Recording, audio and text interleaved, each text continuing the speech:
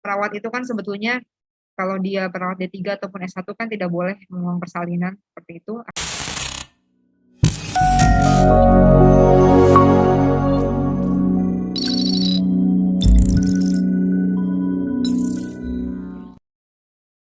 Apa kabar Bu Lydia? Baik, gimana kabarnya rekan-rekan semua? Alhamdulillah, terima kasih.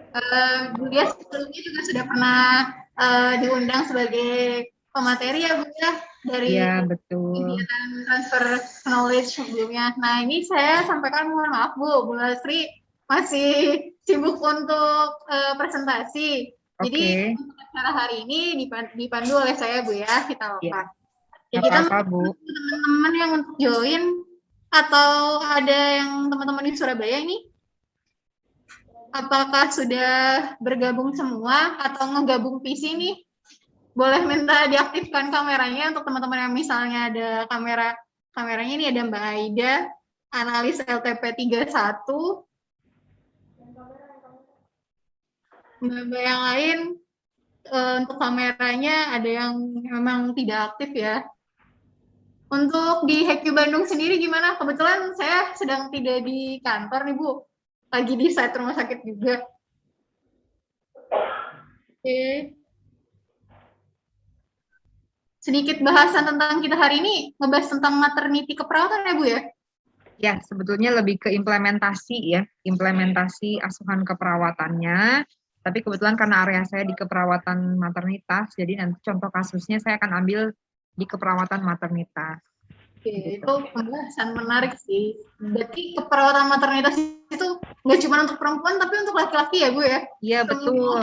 Ya, karena kasus reproduksi juga kan itu menyangkut juga untuk laki-laki. KB juga kan bukan hanya untuk perempuan, tapi laki-laki juga bisa. Nah tuh, bahasannya cukup menarik banget nih teman-teman. Perlu tahu juga ternyata pria itu perlu untuk di KB. Betul. Oke, kita masih ini lagi. Dari HRD gimana kehadirannya Mbak Ilmi? Halo? Apa bisa dimulai saja? Teman-teman HQ Bandung nih saya belum kelihatan ini kamera-kamera aktifnya nih. Halo, Mbak Ilmi.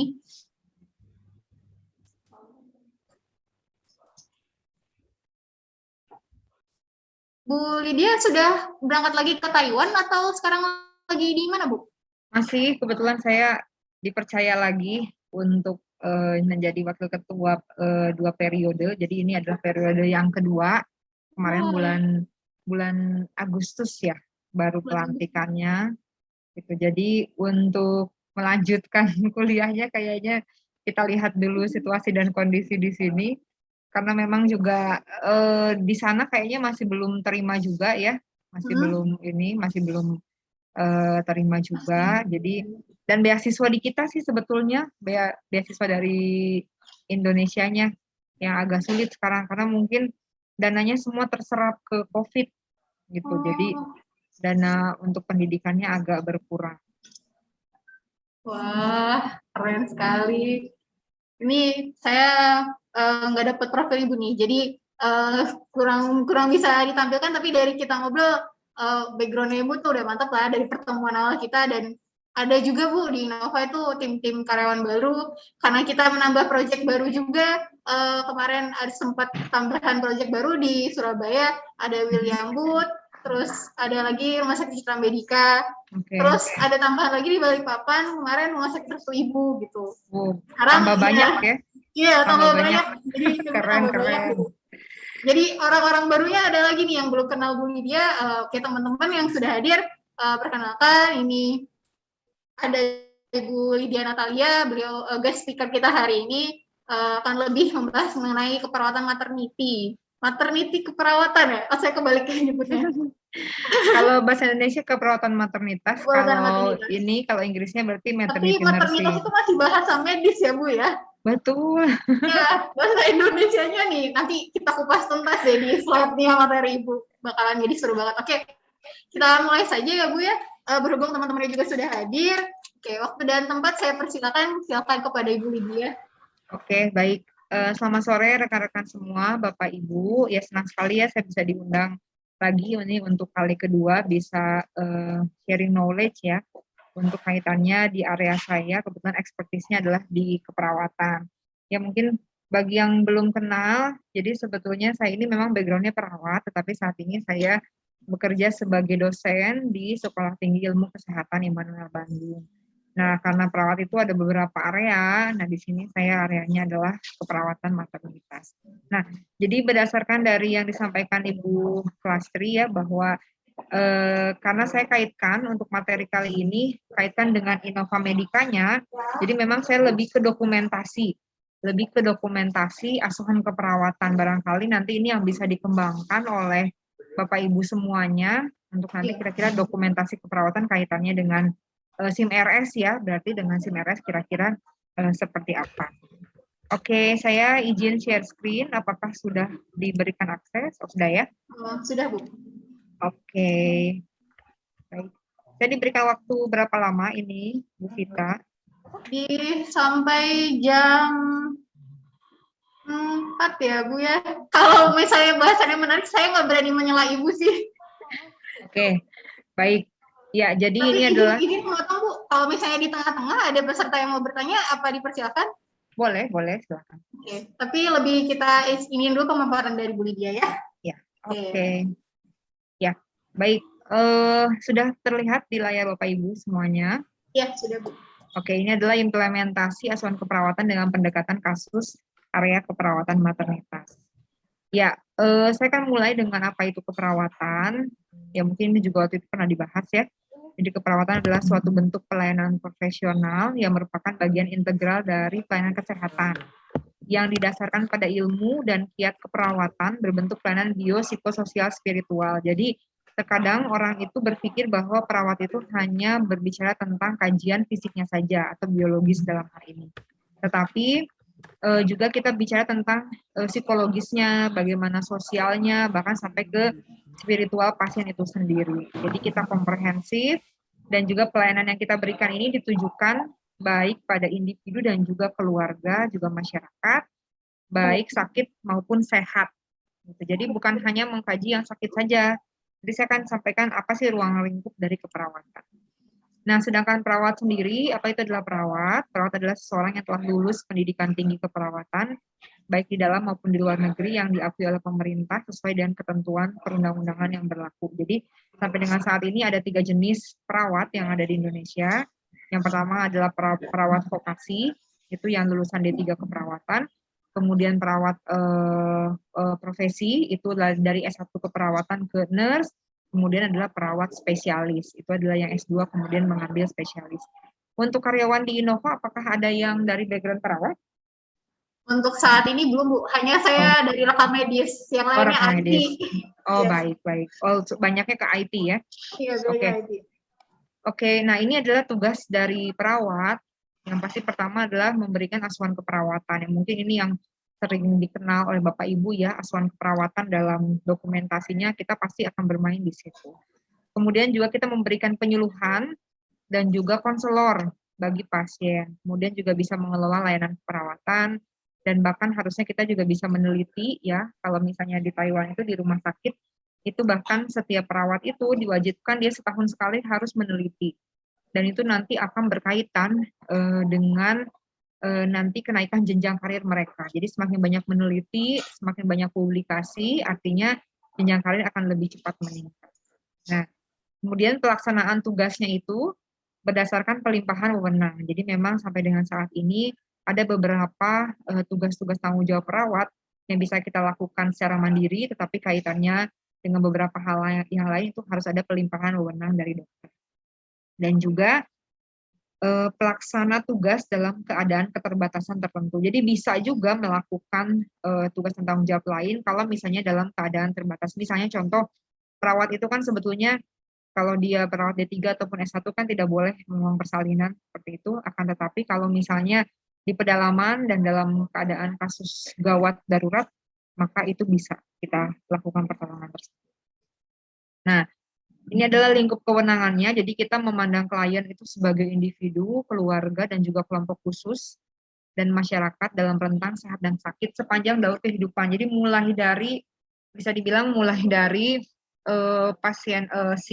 seseorang itu berada dalam kandungan, ya, seperti kami di maternitas kan kami juga mengkaji juga bagaimana kandungan seorang ibu. Jadi sepanjang daur kehidupan mulai dari dalam kandungan sampai dengan kematian. Nah, ini adalah lingkup kami, ya, jadi preventif, promotif, kuratif, dan rehabilitatif. Tapi kuratif di sini ini saya bold, memang ini adalah dengan kita kolaborasi bersama dengan dokter. Dan di sini kita melakukan kegiatan-kegiatan ini dengan asupan perawatan. Apakah saya terlalu cepat? Atau cukup kira-kira? Oke, baik, saya lanjutkan ya. Kemudian tadi ya, karena kaitannya adalah dengan asuhan keperawatan, ya. Jadi apa itu asuhan keperawatan? Ini adalah merupakan suatu proses keperawatan, yaitu suatu metode sistematis dan ilmiah yang digunakan perawat untuk memenuhi kebutuhan klien dalam mencapai atau mempertahankan keadaan biologi, psikologi, sosial, dan spiritual yang optimal melalui tahapan. Nah, jadi kita bicara asuhan keperawatan itu kita bicara tentang proses keperawatan. Nah, proses keperawatan ini terdiri dari pengkajian, penentuan identifikasi diagnosa, kemudian rencana, tindakan, sampai dengan evaluasi. Ya, kurang lebih siklusnya itu, siklusnya itu seperti ini ya, mulai dari pengkajian, identifikasi, penentuan. Nanti saya akan berikan gambarnya, siklusnya tidak pernah terputus, Bapak Ibu sekalian. Nah, apa sih tujuan dari asuhan keperawatan? Ya, tujuannya itu adalah mengidentifikasi kebutuhan perawatan kesehatan klien. Kemudian juga kita bisa menentukan prioritas, memberikan intervensi keperawatan, kemudian mengevaluasi keefektifan asuhan keperawatan dalam mencapai hasil dan tujuan klien yang diharapkan. Nah, ini tadi konsepnya, ya. Konsep dari proses keperawatan itu adalah ilmu keperawatan didasarkan pada suatu teori yang luas, di mana proses keperawatan itu konsep yang diterapkan dalam praktik keperawatan. Ya, ini adalah gambarnya Bapak Ibu, nursing process atau proses keperawatan mulai dari di sini assessment, nursing diagnosis, planning, implementation, sampai dengan evaluation. Nah, ini siklusnya tidak terputus dan tidak bisa misalnya tiba-tiba dari assessment langsung ke planning, dari planning langsung ke evaluation, nggak bisa. Jadi dia prosesnya harus sirkuler seperti ini. Ya, saya akan bahas satu persatu Bapak Ibu, apa itu proses keperawatan. Jadi yang pertama itu mulai dari pengkajian. Nah, pengkajian ini adalah langkah awal dari tahapan proses keperawatan dan juga suatu proses ini dia sistematis untuk mengumpulkan data. Ya, dari pengkajian ini kita bisa mengevaluasi dan bisa juga mengidentifikasi status dari kesehatan klien. Dan ini biasanya pengkajian ini adalah fondasi dari proses keperawatan. Jadi kalau sampai kita melakukan pengkajiannya salah, otomatis kita ke belakang itu akan salah untuk diagnosanya dan lain sebagainya. Makanya ini disebut adalah fondasi dari proses keperawatan. Nah, metode pengumpulannya untuk pengkajian itu bisa melalui komunikasi, ya, itu biasanya kita dengan anamnesa. Kemudian juga bisa observasi, ya, dari sight, smell, hearing, feeling, and taste. Kemudian juga bisa melakukan pemeriksaan fisik. Jadi ini adalah metode-metode yang kita lakukan untuk pengumpulan data. Nah, jadi kalau saya rangkum, pengkajian itu terdiri dari apa saja? Yang pertama itu adalah dari anamnesa, kemudian pemeriksaan fisik dan pemeriksaan penunjang. Kalau anamnesa itu kita bicara tentang wawancaranya ke klien, berarti pemeriksaan fisik itu adalah perawat yang melakukan pemeriksaan langsung kepada klien, kemudian penunjang berarti dari hasil-hasil pemeriksaan laboratorium. Nah, jadi untuk anamnesa ini adalah wawancara. Nah, biasanya kemarin tuh saya bicara dengan Bu Lastri juga, bagaimana sih spreadsheet-nya gitu. Kira-kira apa sih yang dibutuhkan atau yang diisi oleh seorang perawat ketika dia melakukan anamnesa. Ini secara garis besar dia akan seperti ini. Mulai dari identitas pasien, penanggung jawab, kemudian apa keluhan utamanya, apa riwayat kesehatannya, jadi riwayat kesehatan sekarang, Ya, ini riwayat kesehatan juga macam-macam. Jadi ada riwayat kesehatan sekarang, kita mengkaji juga. Riwayat kesehatan dahulu juga kita tanyakan, bahkan sampai dengan riwayat kesehatan keluarga. Apakah di dalam keluarganya itu ada yang memiliki penyakit-penyakit keturunan. Ini di riwayat kesehatan ini cukup lumayan panjang. Jadi ini biasanya hasil pengkajiannya berupa narasi biasanya. Kemudian ini genogram, ini juga genogram sebetulnya untuk melihat apakah kasus atau penyakit yang dialami oleh klien ini pernah dialami juga oleh keturunan-keturunan sebelumnya. Tetapi biasanya kalau di rumah sakit ini jarang sih ya. Ini kalau misalnya kami biasanya ke mahasiswa, biasanya saya akan tetap harus membuat genogram ini. Kemudian juga kita akan melihat juga tentang ADL atau Activity Daily Living, mulai dari nutrisinya, kemudian bagaimana pola eliminasi, personal hygiene, bagaimana istirahat tidur, sampai dengan kebiasaannya. Apakah dia punya kebiasaan misalnya merokok, minum minuman keras, dan lain-lain. Nanti ini saya akan sampaikan dulu secara teorinya apa, nanti kemudian saya akan berikan contoh kasus, dan kita akan masukkan data-datanya ke dalam proses keperawatan. Nah, kemudian riwayat psikososial spiritual. Bagaimana penerimaan dia secara psikologis, kemudian sosialnya, hubungan dia dengan orang lain, kemudian juga bagaimana keyakinannya. Itu tadi makanya perawat itu orang berpikirnya hanya bicara fisik, padahal sebetulnya kalau komprehensif dia bicara psikososial juga, psikososial bahkan spiritual. Nah, kemudian ini juga ada tambahan riwayat kesehatan lainnya yang berhubungan dengan penyakit yang dialami oleh pasien. Jadi seperti misalnya di area keperawatan maternitas, ada pertanyaan-pertanyaan riwayat kesehatan yang tidak ditanyakan di area lain. Contoh misalnya kalau kami ada riwayat persalinan, contohnya riwayat KB-nya, kemudian bagaimana riwayat menstruasinya dan lain sebagainya. Riwayat penyakit penyakit menular seksual dan lain-lain itu biasanya kita tanyakan untuk di area keperawatan maternitas. Nanti misalnya di area keperawatan dewasa ada lagi. Keperawatan anak nanti dia ada tumbuh kembangnya. Jadi sebetulnya kalau kita mau membuat spreadsheet-nya nanti bisa dipisah-pisahkan. Jadi kalau di anak, ruangan anak bagaimana, di ruangan dewasa, lansia, maternitas, dan seterusnya. Nah, anamnesa, nah setelah kita melakukan anamnesa, ya ini masih bagian dari pengkajian, kemudian kita melakukan pemeriksaan fisik. Nah, pemeriksaan fisik ini juga ada 3 kategori, bisa head to toe, review of system, dan juga pola fungsi kesehatan. Tergantung area mana. Misalnya kalau di keperawatan maternitas kita biasa pakai head to toe. Contoh kalau di keperawatan medikal bedah biasanya dia sistem. Nanti ada lagi pola fungsi kesehatan. Kalau kita bicara di rumah sakit menggunakan yang mana ya tergantung kebijakan dari rumah sakit itu sendiri. Jadi bisa berbeda-beda nanti kalau kita mau membuat.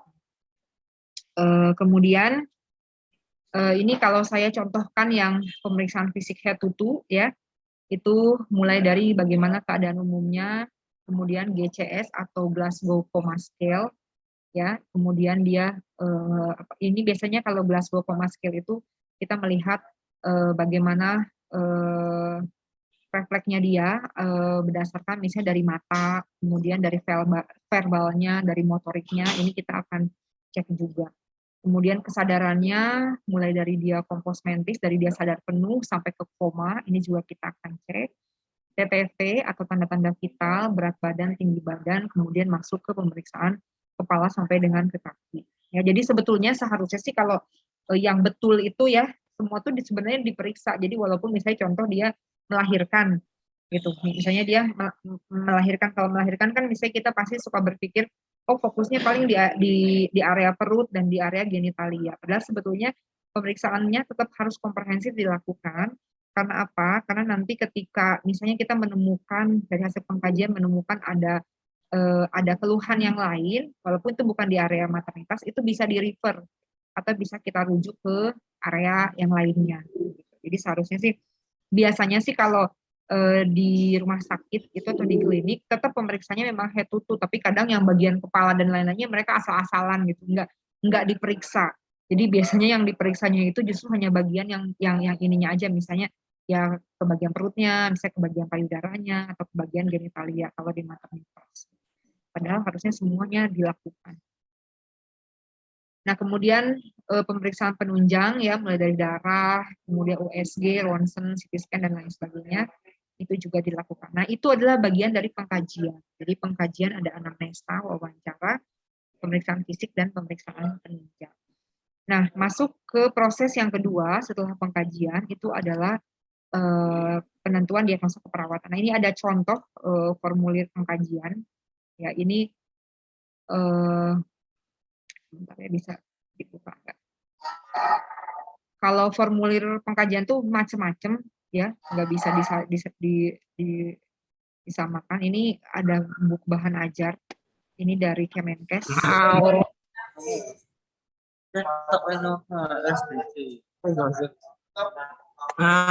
coba. Ini ya lengkap. Oh, gimana?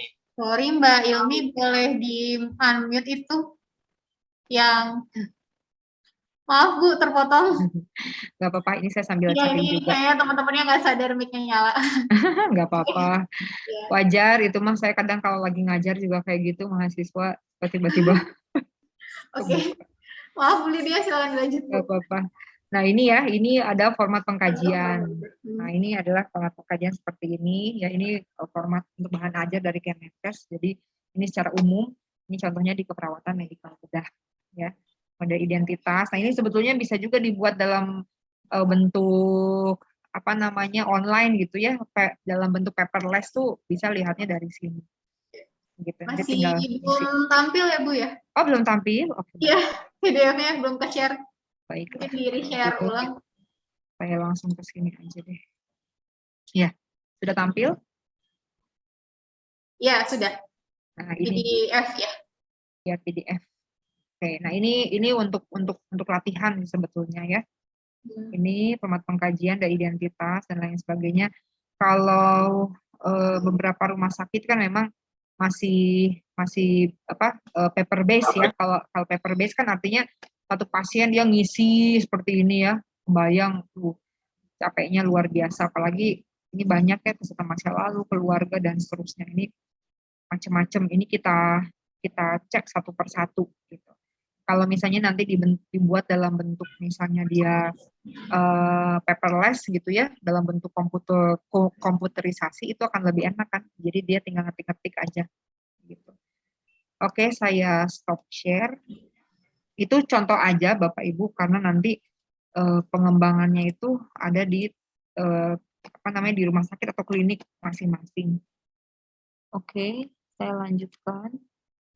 Yaitu tadi pengkajian. Nah, sekarang setelah proses yang kedua, setelah melakukan pengkajian, kemudian kita mengidentifikasi masalahnya, kemudian kita akan menentukan diagnosa keperawatan.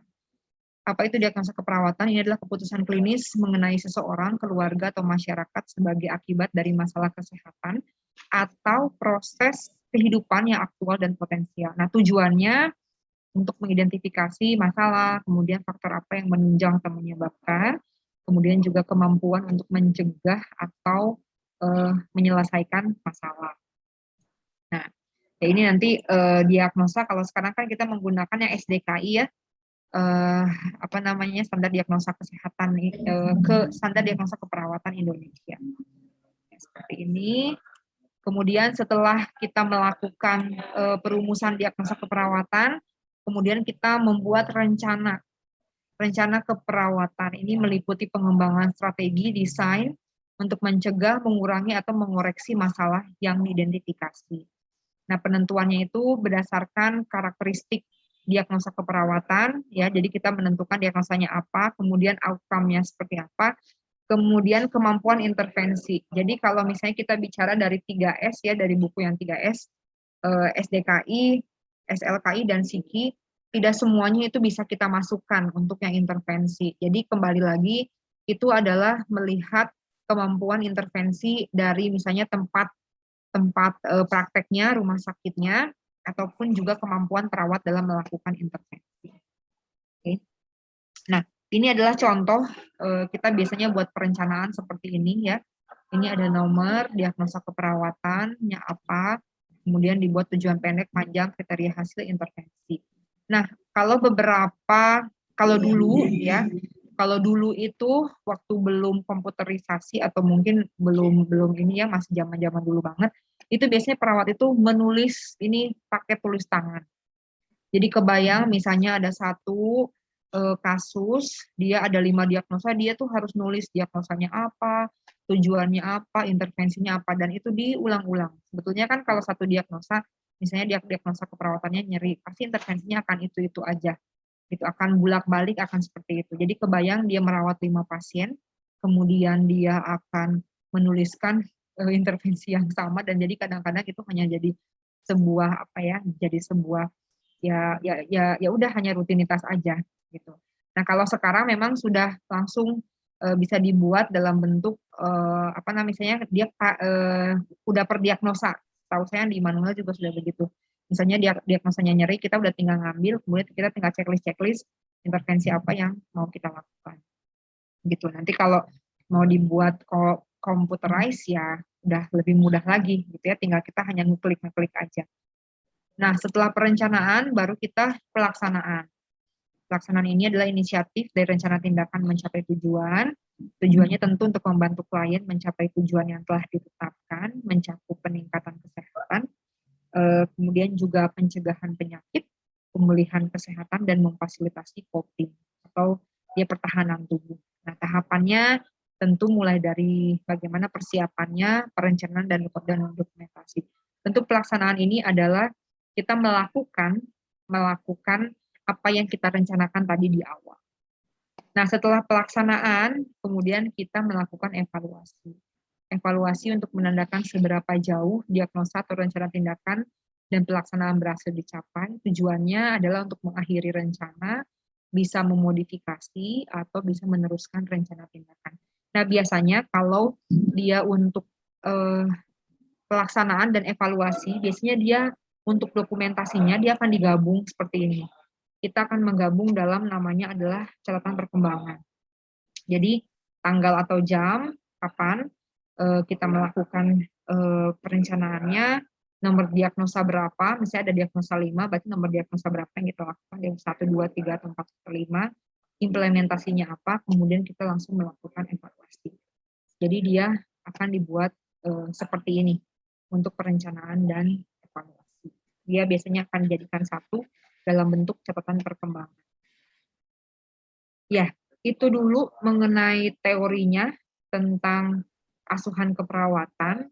Mungkin kita bisa tanya jawab dulu sebelum nanti kita akan langsung masuk ke kira-kira implementasinya dalam kasus itu dia seperti apa. Ya, saya kembalikan ke Bu Vita. Oke, terima kasih Bu Lydia. Untuk setelah ini ada sesi yang lain, Bu? Materi yang lain? Ya, saya nanti akan berikan contoh dari, kan tadi secara teori, setelah ini saya akan berikan contoh-contohnya seperti apa. Nah nih, untuk teman-teman gimana nih? Udah ada gambarannya belum? Pertanyaannya dari teori-teori yang mungkin sudah disampaikan. Kalau tadi boleh di-review sih, mulai dari pengertian perawat, Bu Lydia sudah menjelaskan, terus mengenai tentang asuhan keperawatannya harus metode sistematis gitu kan, terdiri dari pengkajian, identifikasi, penentuan, implementasi, sampai ke evaluasi gitu. Saya tadi agak menariknya itu yang keperawatan maternitas, dia harus punya riwayat persalinan, KB, sama menstruasi. Itu sih di kita sistem sudah mulai menyediakan sih, Bu. Dan sebelumnya juga sudah pernah lihat ya, Bu ya. Saya minta sama Bu Lydia juga untuk komen nih tentang asuhan keperawatan kita yang 3S itu. Oh iya, betul. Ya, sudah pernah juga gitu. Ya. Berarti sudah ya, sudah terimplementasikan. Cuman yang kita ini sih kayak genogram sih Bu yang tadi yang penasaran itu. Tapi beberapa rumah sakit memang pakai yang genogram. Ini malah saya yang nanya. Oh iya. Kayaknya jarang sih itu sebetulnya. Ada kalau misalnya puskesmas kayaknya masih pakai ya, puskesmas klinik dia masih pakai. Tapi kalau rumah sakit enggak, cuman kalau misalnya kasus-kasus penyakit-penyakit yang keturunan ya kayak misalnya hipertensi, diabetes itu kan perlu dikaji ya ke atasnya. Pasti dia biasanya ada dibuat harus kita membuat genogram. Itu kalau secara teoritis keperawatannya nih Bu, yang diajarkan ke perawatnya untuk bisa ngelihat dari indikator si genogramnya tuh bagian apa sih Bu? Ya, jadi saya tunjukkan aja mungkin ya. Ini ada contohnya. Sebentar. Sebelumnya udah pada tahu genogram itu apa belum? Ini sih gimana ya? Analis Sutomo gimana Mbak Aida mungkin Mbak Farah, Mbak Kendri, boleh komen di chat kalau misalnya ada ini. Kalau saya pribadi sih tidak pernah lihat, cuman boleh deh Bu ditunjukkan. Iya, ya kayaknya yang lain juga mungkin udah kayaknya ya. Ini tulisan tangan sih ya, tulisan tangan ini saya ambil dari tugasnya mahasiswa. Ya, seperti ini.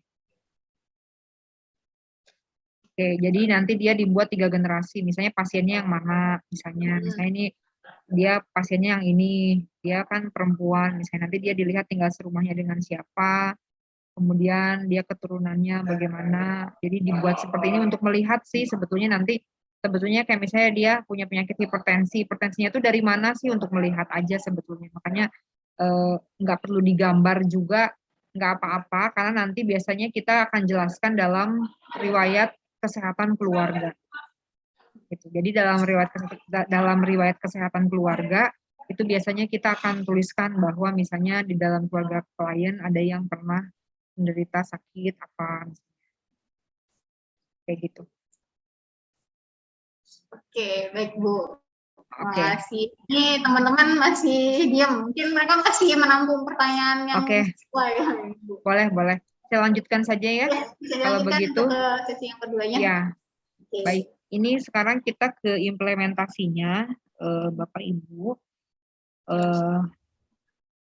Oke. Nah, ini adalah contoh kasus ya. Ini misalnya dia ada Nyonya D, 27 tahun, G2P0A1, ini artinya adalah dia kehamilan yang kedua, G itu gravid, P itu patus, A itu abortus. Jadi dia ini adalah kehamilan kedua. Dia tidak pernah melahirkan karena dia di sini ada abortus 1 kali. Hamilnya abortus atau keguguran. Hamil 36 minggu datang ke rumah sakit untuk melahirkan dengan tindakan SC atas indikasi plasenta previa. Plasenta previa ini adalah ketika si plasentanya menutupi jalan lahir, jadi dia nggak bisa melahirkan secara normal. Dari hasil anamnesa didapatkan bahwa saat kehamilan di akhir trimester kedua, klien dirawat di rumah sakit karena mengalami perdarahan yang hebat dan klien disarankan untuk bed rest total. Klien pernah mengalami keguguran karena perdarahan saat kehamilan 6 minggu. Klien merupakan ibu rumah tangga dan suami bekerja sebagai karyawan swasta. Klien tidak menggunakan alat kontrasepsi, ADL klien tidak ada masalah, klien mengatakan ketakutan akan dilakukan tindakan SC karena tidak mengetahui tentang penyakit yang dialaminya. Hasil pemeriksaan fisik di sini sudah ada tekanan tinggi badan, kenaikan berat badan 10 kilo selama kehamilan dan seterusnya. Sampai dengan TFU atau tinggi fundus uteri. Kemudian ini adalah hasil pemeriksaan ya. Ini adalah kondisi bayinya, posisinya ada di punggung kiri. Punggung kiri ini bukan ada di punggung kiri ya, jadi punggungnya bayi menghadap ke kiri ibu. DJJ atau denyut jantung janinnya sekian, hasil pemeriksaan penunjang, darah rutin normal, golongan darahnya apa, klien dikirim ke ruang OPAP pos 10. Kemudian ini adalah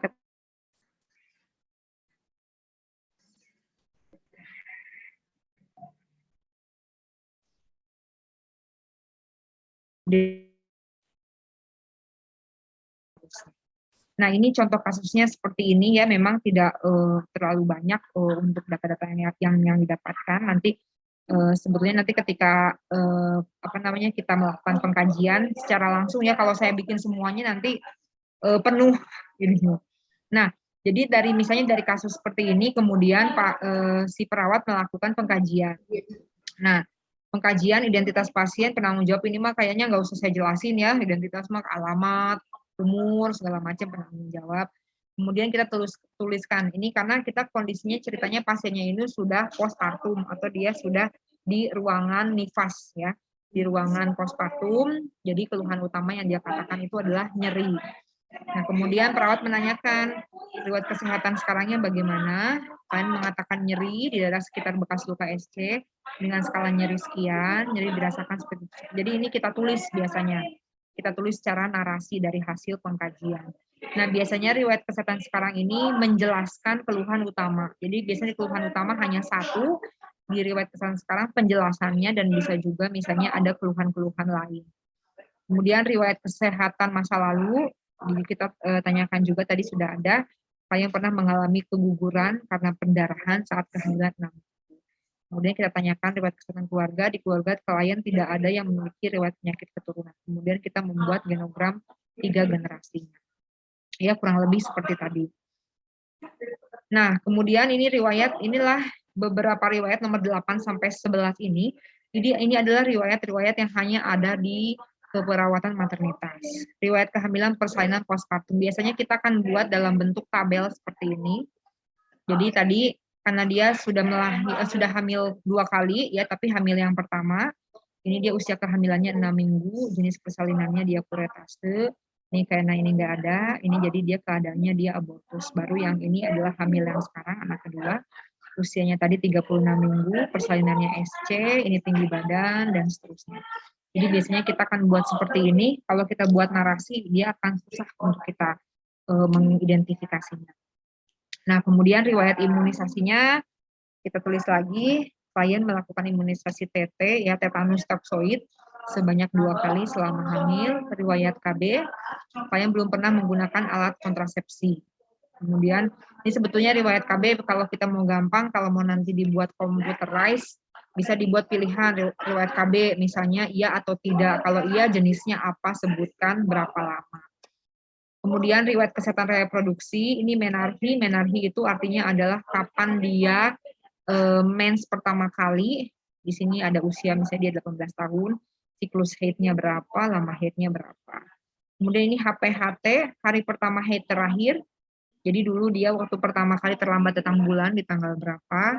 TP ini adalah taksiran partus. Ini biasanya akan selalu ada pada kasus-kasus maternitas yang HPHT dan taksiran partus ini untuk pasien-pasien dengan hamil. Ini biasanya harus selalu ada HPHT dan taksiran partus.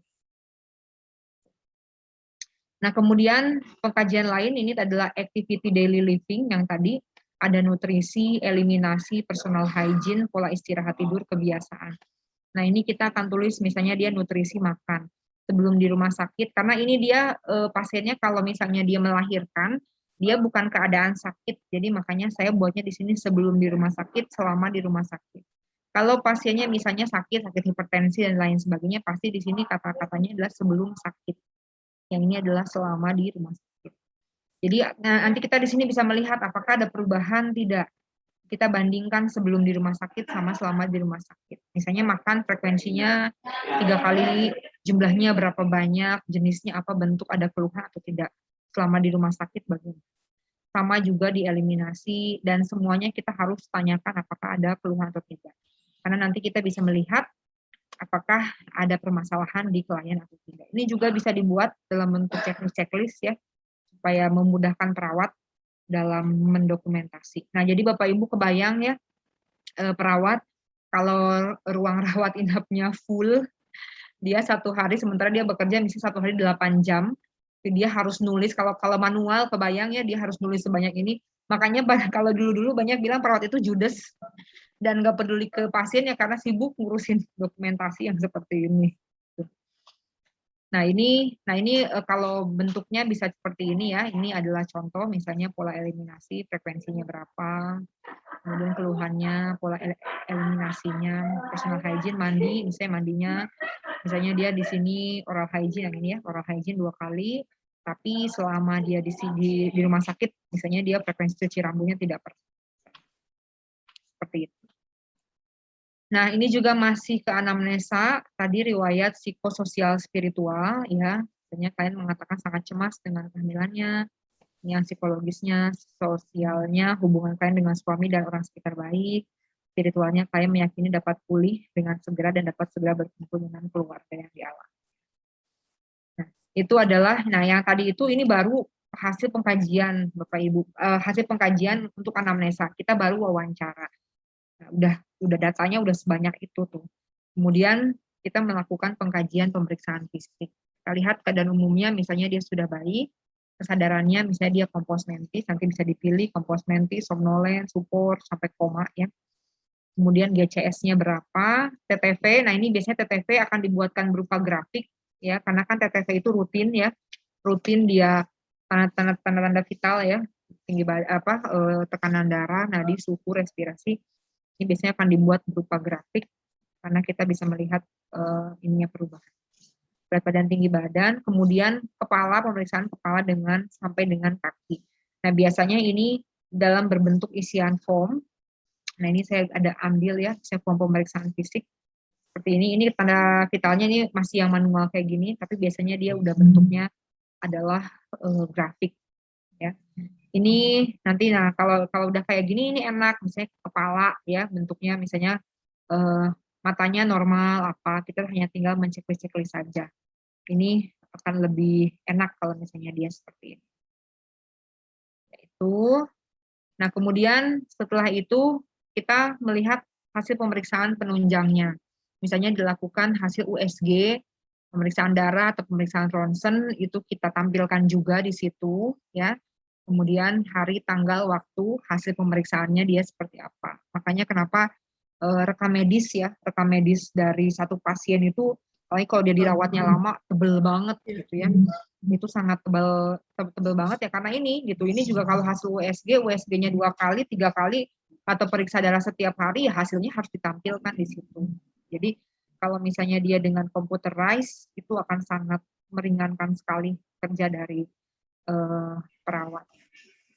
Ya, sehingga perawat bisa memberikan asuhan yang lebih baik. Jadi perawat itu bukan merawat rekam medis, tapi perawat itu dia merawat pasien. Jadi nggak ada lagi dibilang perawat judes. Ya. Nah ini kemudian kita bisa tambahkan juga ada terapi ya. Biasanya kita buat kayak gini. Nama obatnya apa, misalnya cara pemberian intravena, dosisnya bagaimana. Ya, kemudian nanti biasanya kalau terapi, kalau di manual tuh dia ada kertas tersendiri. Ya, dia ada misalnya nama obat, nanti dia di sini ada jam-jamnya, kita kasih tanda tangan. Paraf.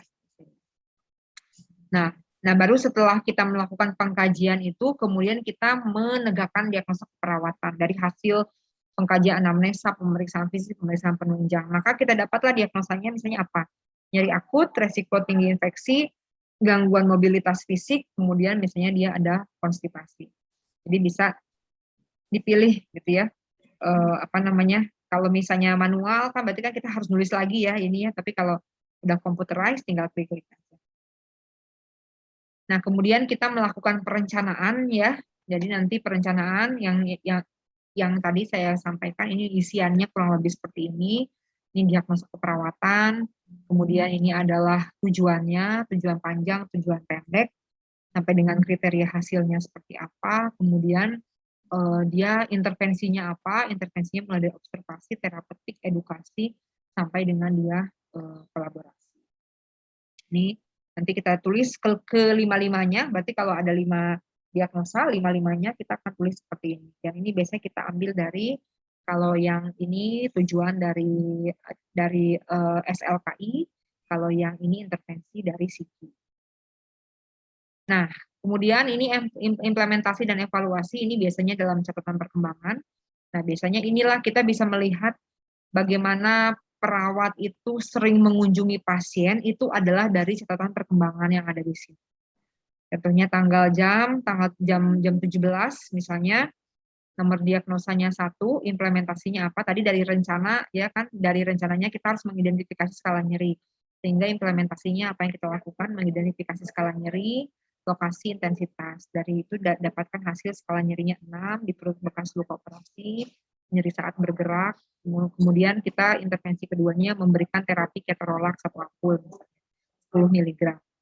Di sini kita tulis, nanti biasanya ada di kartu obat, kita akan tulis juga ya. Kemudian ini adalah responnya obat diberikan melalui IV. Nanti misalnya selang beberapa lama kemudian jam 19 datang lagi ke pasien, kita melakukan diagnosa keperawatan nomor 3. Tadi adalah tentang mobilisasi, mengajarkan klien untuk miring kanan, miring kiri, responnya klien untuk bergerak. Sampai dengan habis dinas. Ini kebetulan saya buat contoh dinasnya adalah dinas sore, ya karena tadi kan pasiennya baru keluar dari ruang operasi jam 15 kalau saya nggak salah tadi saya bikin. Kemudian kita melakukan tindakan sampai dengan jam 21. Jam 21 ganti dinas. Artinya kalau ganti dinas kita melakukan evaluasi di sini. Swab. Nah, S-nya itu adalah dari respon-respon yang ada di sini, yang RR ini kita tulis di sini. Ya, jadi SO subjek dan objektifnya itu kita ambil dari hasil respon ketika kita melakukan implementasi. Nah, dari sini kita bisa menganalisis. Yang dianalisis semua diagnosanya ya. Jadi diagnosa 1 masalah belum teratasi karena kita lihat skala nyerinya turunnya masih 5 misalnya. Turunnya hanya 1 dari 6 dia ke 5. sampai nanti diagnosa nomor 2 masalahnya sudah teratasi atau belum, kemudian sampai kita ke planning. Planning juga kita planningkan untuk intervensi tiap diagnosa. Intervensi diagnosa 1, misalnya intervensi nomor 1 sampai 5 dilanjutkan. Misalnya obatnya nggak cocok nih si ketorolac setelah kita melakukan intervensi selama 3 kali ternyata nggak cocok, bisa jadi misalnya intervensi dari diagnosa nomor 1, intervensi nomor berapa diganti misalnya obatnya dengan menggunakan apa. Nah, evaluasi ini bisa SOAP atau SOAPIER. Biasanya SOAP itu adalah ketika kita melakukan evaluasi pergantian dinas, sedangkan SOAPIER ya itu sampai dengan re-evaluation atau reassessment itu biasanya kita kalau misalnya dia sudah 1 kali 24 jam. Jadi biasanya yang dinas pagi yang dinas malam sampai pagi dia melakukan evaluasinya SOAPIER. Gitu. Nah, ini adalah kurang lebih dokumentasi keperawatan. Ini beberapa referensi yang saya gunakan. Ya, terima kasih rekan-rekan. Ya, ada Bu. Ya. Ada lagi dong Bu. Sudah cukup. Iya, tadi cukup menarik sih Bu ya untuk yang swab itu, karena kan kami di sini juga sudah CPPT-nya sudah komputerisasi begitu pencatatannya. Hanya masih bingung untuk kayak pengambilan data nih untuk si subjeknya, lebih cocoknya tuh mengambil data yang mana sih gitu kan, untuk objeknya, untuk asesmennya, untuk P-nya gitu, untuk pasiennya. Terus ada implementasi sama edukasi Bu yang ini. Cuman tadi pas yang dicontoh edukasinya kurang ya Bu ya? Ya, karena itu dia per shift ya. Kalau biasanya yang 1 kali 24 jam SOAPIER. SOAPIER. Ya. Oh, jadi sebenarnya keperawatan ini dibagi per shift, yang sampai untuk ke SOAPIER-nya ini yang perawat terakhir atau gimana Bu? Atau iya. Biasanya terakhir. Kalau sejauh yang saya tahu, misalnya dinas pagi ke siang SOAP, siang ke sore juga SOAP, nanti yang sore ke malam itu SOAP, nanti yang malam yang ke pagi karena udah 1 kali 24 jam baru dia SOAPIER.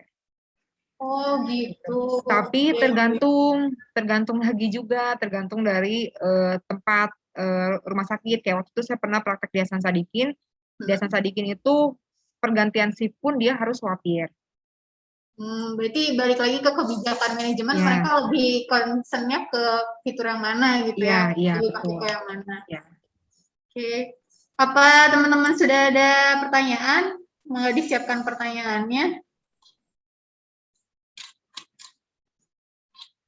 Terkait materi kita hari ini, perawatan maternitas.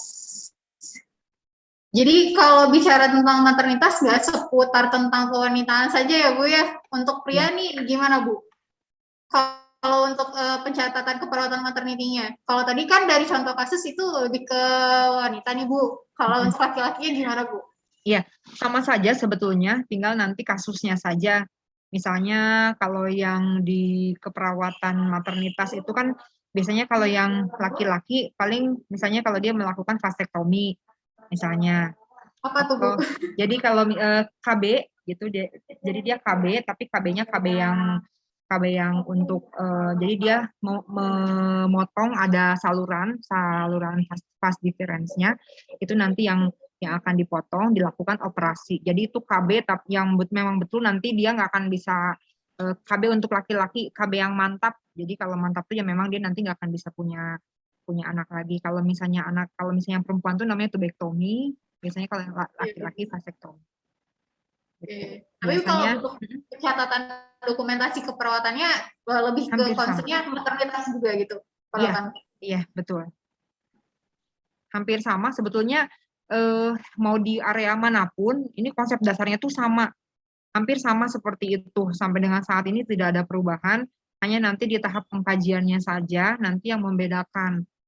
Jadi pada saat di tahap pengkajiannya membedakan tadi yang pasien anak, pasien maternitas, kemudian pasiennya lansia, nanti kalau di komunitas juga beda lagi, gitu. Nanti dia biasanya di pengkajiannya. Tapi kalau untuk proses kita menegakkan diagnosa, proses kita sampai melakukan perencanaan, implementasi, evaluasi itu hampir sama semuanya seperti itu.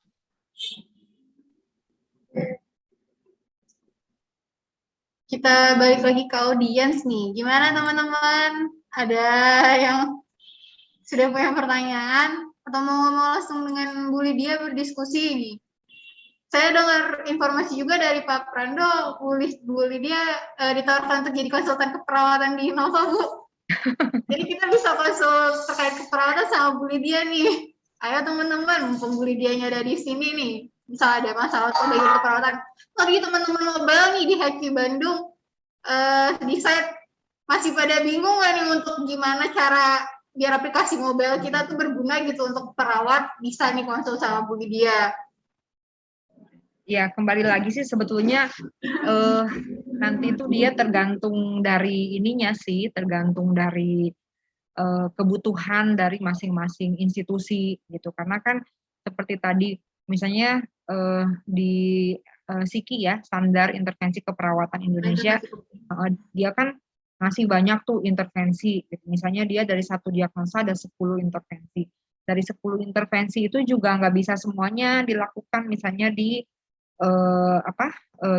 di rumah sakit A sama rumah sakit B yang beda tipe, pasti intervensi yang dipilihnya akan berbeda karena tergantung dari dia ketersediaan alatnya, kemudian kemampuan perawatnya gitu. Jadi kita nggak bisa ngebreakin langsung kasih, dan harus pinter-pinter perawatnya juga. Bisa jadi misalnya perawat yang A mau melakukan intervensi ini, belum tentu perawat yang B bisa melakukan hal yang sama. Senior sama junior pasti yang senior akan lebih jago gitu ketika melakukan intervensi. Sebetulnya harapan saya sih ini bisa dokumentasi keperawatan ini ya seperti tadi yang saya sampaikan. Dia tuh masalah perawat tuh yaitu banyak ngabisin waktu itu adalah di dokumentasi. Begitu. Jadi dengan adanya misalnya kita bisa membuat dia dalam bentuk computerized, itu akan sangat membantu sekali. Seperti yang pertemuan yang dulu ya, yang pernah saya ini kan mereka di Taiwan tuh punya CIS, Computer Informational System. Nah itu luar biasa sekali, sangat membantu. Kalau dulu kan bentuknya yang saya tunjukkan tuh yang didorong ya, kayaknya saya dapat informasi sekarang mereka udah pakai kayak iPad gitu. Jadi sudah lebih kecil dan bisa menampung besar ya Bu ya. Iya gitu. Itu yang kita kerjakan juga nih sama teman-teman mobile JKN untuk keperawatan. Ini gimana nih teman-teman mobile JKN, mana suaranya? Atau teman-teman yang di Surabaya? Kemarin itu ada Mbak Farah sama Mbak Iin untuk yang di kok Mbak Iin sih? Mbak Farah, Mbak Aida, atau Mbak Kendri, atau Mas Pindo ini lebih sering berhubungan juga dengan keperawatan dan bidan. Oh ya Bu, terkait dengan asuhan kebidanan keperawatan itu sebenarnya mirip-mirip ya Bu kalau dari teori? Ya, nah ini juga kemarin sempat ditanyain juga nih. Iya, kita gini asuhan kebidanan, apa sih Bu bedanya sama asuhan keperawatan? Oke, jadi kembali lagi ke lingkup kewenangan. Sebetulnya kita sebetulnya hampir sama ya, perawat dengan bidan tuh sama sebetulnya. Dia memeriksa juga kehamilan, ya, kemudian juga menolong persalinan. Tapi kalau untuk merawat yang postpartum, ya KB dan lain sebagainya itu hampir sama. Hanya lingkup kewenangannya yang berbeda. Kalau misalnya bidan, dia dari D3 saja, itu dia sudah punya kewenangan untuk menolong persalinan yang spontan. Gitu. Jadi perbedaannya di situ. Saya sudah sempat tanyakan ke yang di rumah sakit Immanuel dan beberapa rumah sakit lain juga, karena memang kebidanan itu kan memang rata-rata mereka lulusannya D3. Dan biasanya yang dia S1 atau sarjana terapan, yang SST ataupun yang S2, pasti dia akan larinya itu adalah ke pendidikan, menjadi dosen. Sehingga yang ada di klinik itu biasanya adalah yang D3. Nah, sementara kan menurut akreditasi, ya KARS ya, kalau saya nggak salah, itu kan semakin banyak dia yang profesi nurse, dan semakin banyak dia yang misalnya dia lulusan S1 itu akan meningkatkan. Sehingga biasanya pelayanan kalau yang kaitannya dengan bayi, itu biasanya dikelola oleh perawat. Pelayanan untuk ibu-ibu yang pasca melahirkan, postpartum, itu juga dikelola oleh perawat. Nah, sementara untuk yang di ruangan VK-nya, karena itu dia kaitan dengan menolong persalinan dan lain sebagainya, Walaupun bisa dilakukan oleh perawat ya, tetapi di situ biasanya kita menggunakan asuhan kebidanan.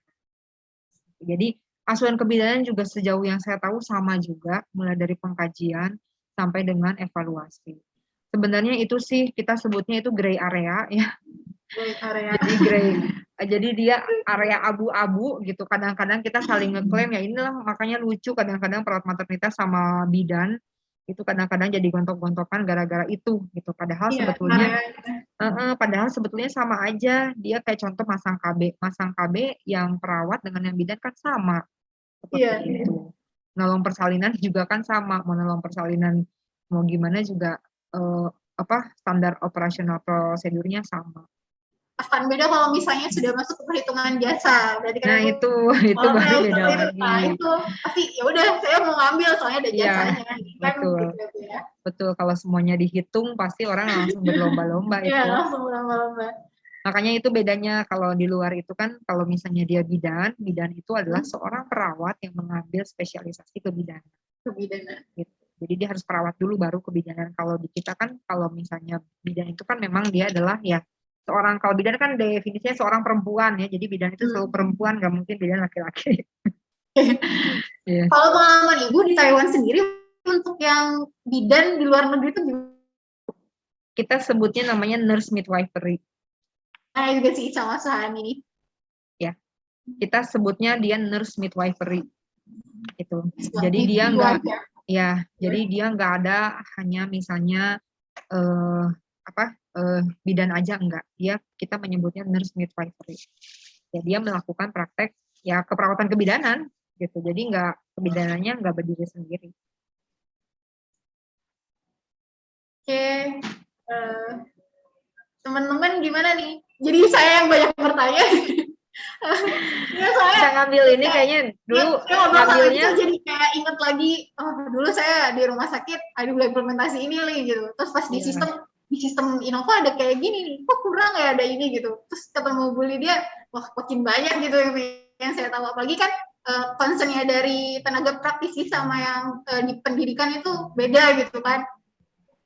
Ya, kayak perlu juga ini di compare gitu, teorinya apa sih yang ada, terus pas waktu prakteknya gimana gitu.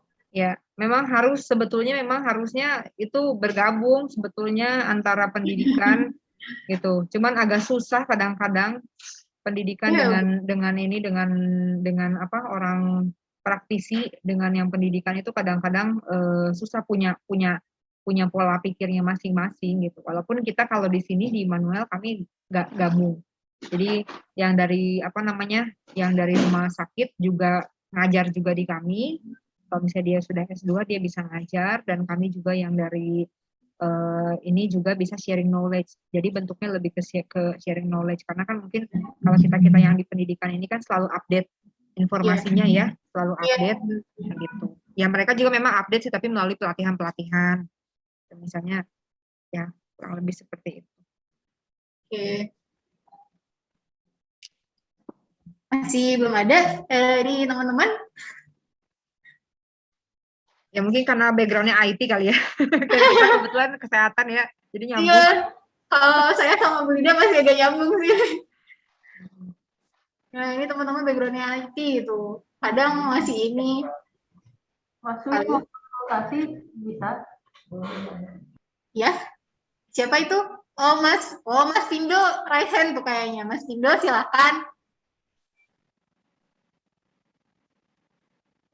Cuma ngasih jempol. Boleh Mas Pindo, di sana gimana sama ibu-ibu bidannya? Apakah akur? Di-sharing nih sama kita untuk terakhir sosialisasi sama keperawatannya bagaimana gitu. Mas Pindo, ini kebetulan dia lagi di Balikpapan nih Bu, di Project Restu Ibu. Oke, ya lagi ini ya sekarang apalagi di masa pandemi COVID ini justru sebetulnya yang based on IT ini lagi berkembang ini sebetulnya. Iya Bu. Sangat untuk kasus keperawatan maternitas tapi yang COVID apa ada ini sendiri Bu? Ada regulasi tertentu khusus gitu? Kenapa?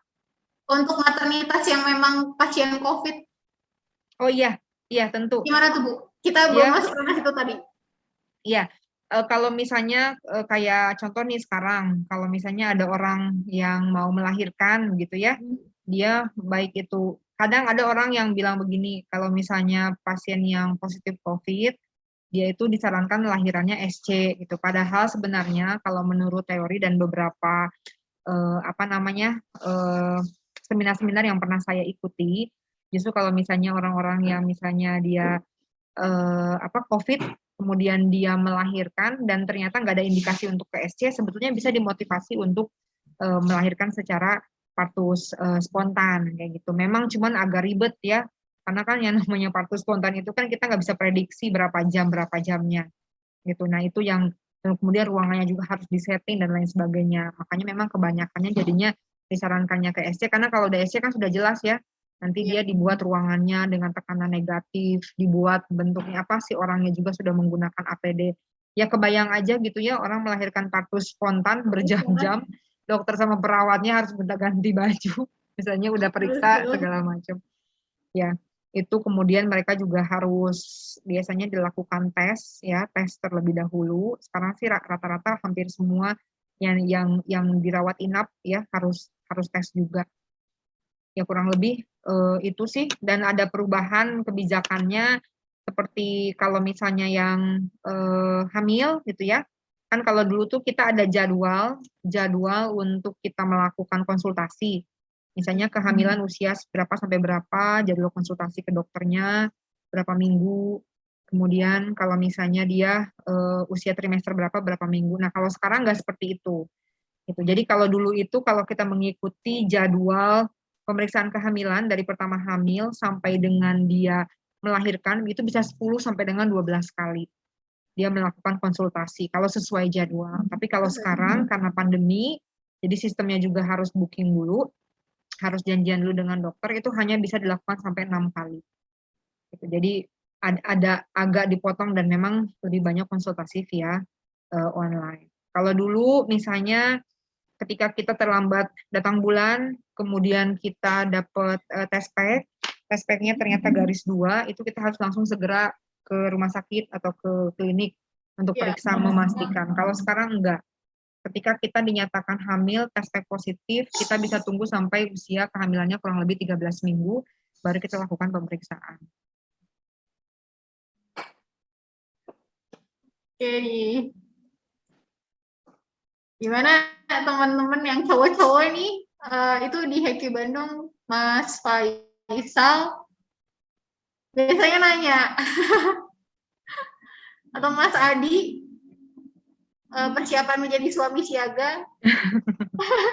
Ini Mas, ya ada Mas Abi, dia istrinya baru melahirkan, tapi belum bergabung sih sama kita, Bu.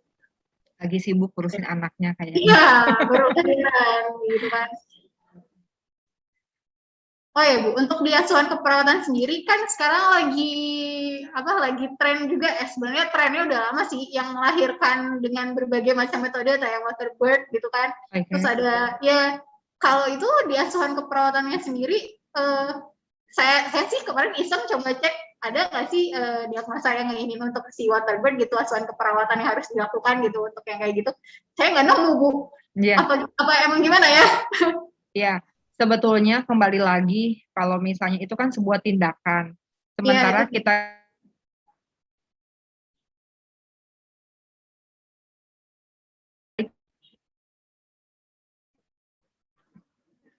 jadi kebutuhan dasar manusia itu ada piramidanya, piramida Maslow, mulai dari kebutuhan primer, sekunder, tersier, sampai ke aktualisasi diri. Jadi mau dibulak-balik gimana pun kasusnya, gitu ya, intervensi apapun yang dilakukan, tetap kita penegakannya adalah ke kebutuhan dasar manusia. Jadi kalau misalnya kayak contoh misalnya dia yang waterbirth, biasanya kan dia cemas dan segala macam, itu ada di kebutuhan dasar manusia yang mana. Intervensinya sama nanti, mau intervensinya tuh pasti misalnya kalau cemas tuh pasti akan sama, tinggal nanti pendekatannya seperti apa. Gitu. Jadi kalau secara spesifik misalnya untuk asuhan keperawatan pasti nanti akan keluarnya diagnosanya itu lagi. Gitu, pasti diagnosa keperawatannya apakah dia cemas, apakah dia nyeri, gangguan mobilitas, konstipasi, pasti itu karena base-nya kita itu adalah di kebutuhan dasar manusia. Beda dengan kedokteran. Kalau kedokteran itu kan diagnosa medis. Gitu. Jadi dia misalnya diagnosa medisnya apa, ya berarti kita fokusnya ke tindakan. Kalau kita justru fokusnya adalah bukan ke tindakan, tapi efek dari tindakan itu terhadap kebutuhan dasar manusianya apa, itulah yang kita lakukan asuhan keperawatan. Wow, oke. Ini saya terus ini namanya. Kalau nggak ada lagi nggak apa-apa, siapa tahu karena memang karena memang mungkin bukan background-nya, tidak apa-apa. Iya sih Bu, analis. Oke. Misalnya teman-teman kalau nggak nanya, ini kita bisa nampung pertanyaan kemana nih Bu? Boleh. Gitu mungkin belum terpikirkan sekarang. Oh iya ya gitu kan, keingetan. Saya butuh di fitur ini, butuh konsul sama keperawatan, gimana nih Bu? Bisa kontak ibunya gimana Bu? Boleh, nomor saya ada di Bu Lastri kan? Silakan saja, boleh kalau mau. Ibu welcome ya Bu ya, kalau misalnya kita tanya juga. Welcome. Saya senang saya senang justru dengan kita sharing seperti ini kan, siapa tahu juga ada hal-hal yang selama ini belum saya terpikirkan, itu juga bisa kita ini bareng-bareng diskusikan. Oke, sebenarnya memang tidak ada pertanyaan dari teman-teman. Kalau misalnya ada pertanyaan, di chat kayaknya ini ada ya? Iya, udah. Oh iya Bu, tadi kan sempat ada Bu dari Mas Faisal, sempat disinggung tentang riwayat penyakit. Ini hanya dari ibu saja atau bapaknya juga? Oke. Kalau riwayat penyakit, nanti kan dia riwayat penyakitnya biasanya riwayat kesehatan keluarga. Biasanya keluarga itu 3 generasi ke atas. Jadi misalnya pasien seperti saya, berarti 1 generasi ke atas saya berarti ibu dan bapak saya. Gitu. Berarti dua-duanya. Nanti dari ibu dan bapak saya naik lagi ke generasi yang selanjutnya. Jadi dia dua-duanya termasuk ibu dengan bapak. Untuk melihat kira-kira kaitannya, apakah ini kira-kira penyakitnya ini datang itu dari mana sih kalau dia kaitannya dengan penyakit keturunan. Misalnya hipertensi, diabetes, kemudian kanker, yang gitu-gitu pasti dia akan ditanya riwayat. Kalau di dalam sistem ID manual sendiri untuk genogramnya apa sudah digambarkan gitu Bu? Enggak. Jauh yang saya tahu enggak ada. Iya. Enggak ada? Enggak. Iya. Oh. Kecuali mungkin di tertentu gitu ya, itu memang di mungkin kayak misalnya lansia, nah itu pasti biasanya harus. Tapi kan sejauh ini kan saya di maternitas, biasanya maternitas sih enggak. Jadi harus selalu didampingi. Oh iya, tentu saja. Kalau maternitas itu harus Pak, harus dia karena saya penelitian, ini mungkin sedikit cerita. Jadi penelitian saya waktu tesis saya itu, saya meneliti efek dari pendampingan suami terhadap outcomes dari persalinan. Outcomes-nya itu dari nyeri, kemudian saya lihat dari penggunaan analgesik, kemudian dari durasi persalinan, dan dari satu lagi itu adalah kecenderungan untuk dia menjadi ke sesar. Nah, dari penelitian saya itu, ternyata pendampingan itu, ternyata ketika pasiennya, jadi kan persalinan itu ada 4 kala ya, kala 1, 2, 3, 4. Kala 1 itu dia kala proses pembukaan, kala 2 itu melahirkan bayi, kala 3 itu adalah kelahiran plasenta, kala 4 itu observasi. Nah, ternyata dari penelitian saya itu untuk yang di kala 1, yang proses pembukaan, kalau didampingi oleh bukan hanya suami ya, jadi bisa oleh sanak keluarga yang lain dan juga suami, itu bisa mengurangi nyeri. Sedangkan di kala 2 pada saat persalinannya, ternyata kalau dia didampingi hanya oleh suami saja, itu bisa mengurangi rasa nyeri. Sementara untuk yang lain, kayak tadi penggunaan analgesik, lama persalinan, jadi nggak ada pengaruh dari pendampingan itu sendiri. Jadi pendampingannya hanya pada saat di situ aja proses persalinan. Nih kayaknya Mas Yan udah ada calonnya, ini mau ngelamar siapa? Udah mulai persiapan. Oke. Sama Mbak Fitna katanya. Hah? Langsung. Aduh, moderatornya diceng-cengin ini. Oke. Kalau misalnya, ini gimana nih, Mbak Yomi? Biasanya nanya juga ini Mbak Yomi. HRD kita. saya kasih kesempatan untuk teman-teman. Kalau saya sih, saya banyak banget pertanyaan sebenarnya. Tapi ngasih ini sama teman-teman dong. Ayo dong teman-teman di Surabaya yang Balikpapan, Mas Fatoni, dia ikut sama Pindo ya.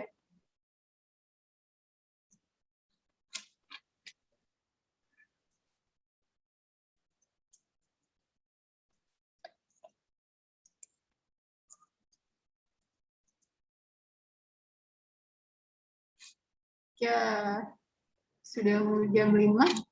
Ya, nanti nggak apa-apa kalau ada pertanyaan susulan mungkin tidak terpikirkan boleh. Nanti melalui Bu Lastri boleh, atau mau WA ke saya langsung juga silahkan. Nanti kita bisa diskusi bareng-bareng. Siap. Sebelum closing statement nih Bu dari Ibu, saya mau nyampaikan juga resume kita hari ini supaya apa sih yang saya tangkap atau misalnya teman-teman nangkep gitu kan. Tadi sih beberapa catatan yang saya dapat tentang perawat sendiri gitu kan. Bicara tentang keperawatan, kita perlu tahu juga untuk apa sih sebenarnya perawat gitu. Kalau saya sih tadi bilangnya seseorang yang bertugas memberikan asuhan kepada individu, keluarga, kelompok dalam keadaan sakit maupun sehat. Dan mereka memberikan asuhannya tidak hanya dalam bentuk kesehatan gitu, tapi psikososial juga gitu kan. Keren banget di perawat. Dan perawat itu penting banget untuk melakukan penelitian. Tidak hanya perawat, sebenarnya teman-teman semua aspek di bidang pendidikan juga harusnya melakukan penelitian gitu. Fungsinya untuk apa? Untuk jenjang karir, untuk kita terus belajar gimana perkembangan ilmu gitu kan ya. Untuk asuhan keperawat sendiri, dia itu sistematis. Balik lagi ada pengajian, identifikasi, tentuan, diagnosa, implementasi, serta evaluasi gitu kan. Kajiannya sendiri, dia bisa dari anamnesa, observasi fisik gitu kan, pemeriksaan penunjang. Terus tadi kalau saya lihat ada korelasi penting gitu antara asuhan keperawatan dengan CPPT, catatan perkembangan pasien terintegrasi gitu kan. Dimana untuk SOP-nya dia ada kaitannya dengan implementasi yang SLKI gitu, yang keluaran, terus hasil evaluasinya pun gitu. Jadi kalau misalnya secara sistem sih itu udah kebayang lah harusnya urutannya. Kalau misalnya kita udah ngisi asuhan keperawatan di CPPT nggak perlu nulis lagi gitu, tinggal ngambil aja gitu kan dari asuhan keperawatannya. Itu harusnya sistem sih udah memfasilitasi, itu udah mempermudah gitu kan. Tadi juga dari harapannya Ibu kan fungsinya keperawatan seperti yang di Taiwan ada sistem CIAS untuk dokumentasi keperawatannya yang memang dibuat di komputerisasi gitu. Kalau yang dari foto-foto Ibu itu kayak ada mesin robot berjalan yang isinya ada obat gitu kan, terus pakai masih komputer mini gitu. Tapi sekarang sudah berkembang malah jadi lebih mini tab gitu, udah via mobile gitu. Itu keren sih untuk terus ada catatan juga mengenai tentang asuhan kebidanan. Ini balik lagi ke ruang lingkupnya, lingkup area di kebidanannya apa.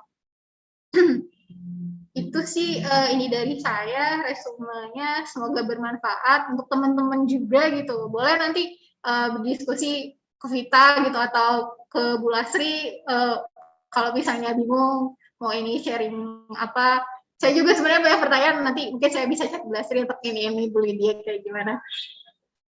Oke, dari Vita sekian Bu, silakan Bu closing statement dari Bu. Ya, jadi closing statement-nya, perawat itu adalah yang paling tenaga kesehatan yang paling lama bersama dengan pasien.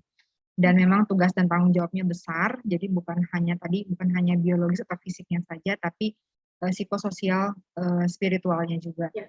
Jadi ya memang diharapkan kalau saya kaitkan dengan Innovamedica, kalau misalnya bisa membuat suatu sistem, mulai dari pengkajian sampai evaluasi yang computerized, itu akan sangat membantu sekali kami perawat-perawat ini, untuk kami bisa melakukan tugas dan fungsi kami, tadi secara bio, psikososial, spiritual.